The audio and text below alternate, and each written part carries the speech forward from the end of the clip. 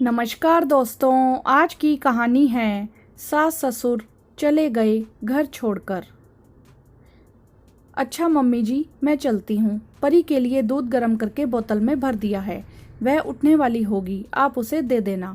मीना अपना बैग उठाकर स्कूल के लिए निकल गई। कौशल्या जी की बहू मीना एक इंटरनेशनल स्कूल में इंग्लिश की टीचर थी। पति के रिटायर होने के बाद दोनों मियाँ बीवी को बेटा बहू बहुत मिन्नतें करके अपने घर ही ले आए थे। उनकी बहू सुबह 7 बजे ही निकल जाती थी और दोपहर में 3 बजे तक घर आती थी। उसकी 8 महीने की एक प्यारी सी बेटी थी परी। घर संभालने के साथ साथ परी की देखभाल की जिम्मेदारी भी कौशल्या जी के कंधों पर आ गई थी।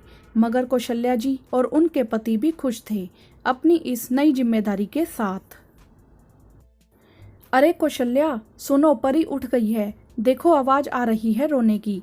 कौशल्या जी के पति पौधों में पानी डालते डालते आवाज लगाने लगे। हाँ जी, देख रही हूँ। कौशल्या जी बेटे का टिफिन पैक करते हुए दौड़ के गई रूम में देखने। अरे मेरी गुड़िया उठ गई, आजा आजा। सारा प्यार लौटाते हुए कौशल्या जी ने परी को गोद में उठा लिया। चलो बाय करो पापा को। जल्दी जल्दी बेटे को टिफिन पकड़ाते हुए कौशल्या जी ने गेट बंद किया। घर के काम निपटाने और परी को दूध, नाश्ता, दोपहर का खाना खिलाकर और नहला धुला के सुलाया ही था। वैसे ही घर की घंटी बजी, देखा तो बहू आ गई थी स्कूल से। अरे बड़ी जल्दी आ गई आज तो बहू, कौशल्या जी हैरानी से बोली। माँ जी जल्दी कहाँ, देखिए 3:30 हो रहे हैं, बल्कि आज तो देर हो गई मुझे। मीना बोली, सुबह से यहाँ से वहाँ भागने में लगी हो तो टाइम का कैसे पता चलेगा। मुझसे बात करने का भी टाइम नहीं है तुम्हारे पास। कौशल्या जी के पति देव ने झूठ मूठ की नाराजगी दिखाते हुए कहा। आप भी ना, चलो बहू खाना खा लो, मैं लगा देती हूँ। कौशल्या जी मीना से प्यार से बोली। हाँ आती हूँ मम्मी जी। मीना सीधे अपने कमरे में घुसते हुए बोली, मम्मी जी मम्मी जी। मीना ने अपने कमरे से ही जोर से आवाज लगाई। क्या हुआ बेटा? कौशल्या जी दौड़ के गई और पूछा, यह क्या मम्मी जी, आज तो मैंने परी के लिए ब्लू कलर वाला स्कर्ट टॉप निकाला था, यह फ्रॉक क्यों पहना दिया आपने? मीना थोड़ा गुस्सा करते हुए बोली, बस यूं ही बेटा, परी इसमें बहुत प्यारी लगती है तो मैंने सोचा आज ये पहना दूं। कौशल्या जी ने अपनी सफाई पेश की।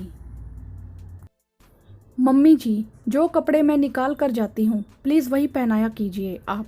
मीना ने मुंह चिढ़ाकर बोला और खाना खाने के टेबल पर आकर बैठ गई। शाम को कौशल्या जी और उनके पति परी को सोसाइटी के ही गार्डन में ले जाते हैं ताकि परी भी खेल ले और इसी बहाने उनका भी थोड़ा घूमना फिरना हो जाए। गार्डन से आने के बाद परी को नहलाते हुए मीना ने देखा कि परी के पैर के घुटने पर कुछ खरोच है। बाहर आते ही उसने कौशल्या जी को गुस्से में आवाज लगाई, मम्मी जी ये चोट कैसे लगी परी के घुटने पर? अरे बेटा, आज गार्डन में खेलते हुए झूले से थोड़ा गिर गई थी, कौशल्या जी बोली। आप और पापा जी इतने लापरवाह कैसे हो सकते हो? कितनी चोट लग गई मेरी बच्ची को। कल से इसे गार्डन लेकर जाने की कोई ज़रूरत नहीं है। आप दोनों को सैर सपाटे के लिए जाना है तो आप अकेले ही निकल जाया कीजिए, परी को बख्श दीजिए, गुस्से में तमतमाती मीना बोली। अरे बेटा, बच्चे तो गिरते रहते हैं, इसमें कौन सी बड़ी बात हो गई, हम तो पूरा ध्यान रखते हैं परी का, कौशल्या जी के पति बोले। उन्हें अपनी बहू के मुंह से यह बात सुनकर बिल्कुल अच्छा नहीं लगा। आप तो रहने दीजिए पापा जी, बच्चे गिरते रहते हैं तो इसका मतलब यह तो नहीं कि उन पर ध्यान ही नहीं दिया जाए। मीना ने अपने ससुर जी को तीखा सा जवाब दिया। कौशल्या जी और उनके पति दोनों बहू के मुंह से ऐसी बातें सुनकर सख्ते में आ गए थे। अगली सुबह जब मीना उठी तो यह देखकर बहुत हैरान थी कि रसोई में कोई भी नहीं था। चारों तरफ देखा तो कौशल्या जी और उनके पति भी कहीं दिखाई नहीं दे रहे थे।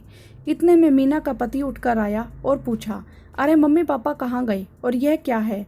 खाने की टेबल से एक चिट्ठी उठाते हुए बोला।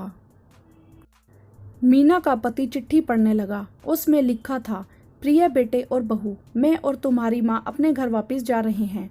हमें लगा था कि तुम्हारा घर भी हमारा ही है और तुम और तुम्हारे बच्चों पर हमारा पूरा हक है, मगर कल बहू ने एहसास दिला दिया एक कड़वी सच्चाई का। बहू, मैंने और तुम्हारी मम्मी जी ने अपनी तरफ से कोई कसर नहीं छोड़ी परी का ध्यान रखने में, मगर कल तुमने हमें यह एहसास करा दिया कि हम सिर्फ उसकी जिम्मेदारी उठा सकते हैं मगर उस पर अपना हक नहीं जता सकते। तुमने हमें परी की जिम्मेदारी तो दे दी मगर हक अपने पास ही रखा। और जिसके पास जिम्मेदारी के साथ हक नहीं होता वह एक नौकर के समान होता है। जितना ख्याल तुम लोग अपने बच्चों का रखते हो उतना ही ख्याल हमें भी अपने पोते पोतियों का है। दादा दादी का प्यार भी माँ बाप के प्यार के बराबर होता है। हम अपने आत्म सम्मान के साथ समझौता करके वहाँ नहीं रह सकते। सदा खुश रहो और अपनी जिम्मेदारियाँ हक के साथ खुद ही निभाओ। तुम्हारे मम्मी पापा। मीना के पति की आंखों से आंसू छलक गए। काश मम्मी पापा की यह बात समय रहते समझ आ जाती। मीना को भी अपने बर्ताव से बहुत गलानी हुई, मगर कहते हैं ना, अब पछताए क्या होत जब चिड़िया चुग गई खेत। दोस्तों, यह हमारे समाज की सच्चाई है जिसे बहुत घरों में देखा जाता है।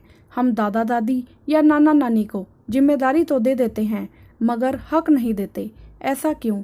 वह भी हमारे बच्चों का उतना ख्याल रख सकते हैं जितना हम रखते हैं। अगर मान लीजिए उनसे बच्चों का ख्याल रखने में कुछ भूल हो भी गई तो क्या हुआ? क्या हमसे नहीं होती? भरोसा एक बहुत बड़ा शब्द होता है और वह भरोसा हमें उन पर करना पड़ेगा।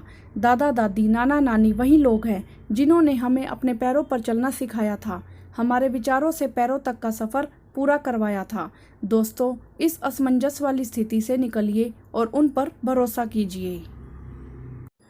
आपकी इस विषय में क्या राय है? आप हमें कमेंट करके ज़रूर बताएं। वीडियो को लाइक करें, शेयर करें और चैनल को सब्सक्राइब भी करें। धन्यवाद।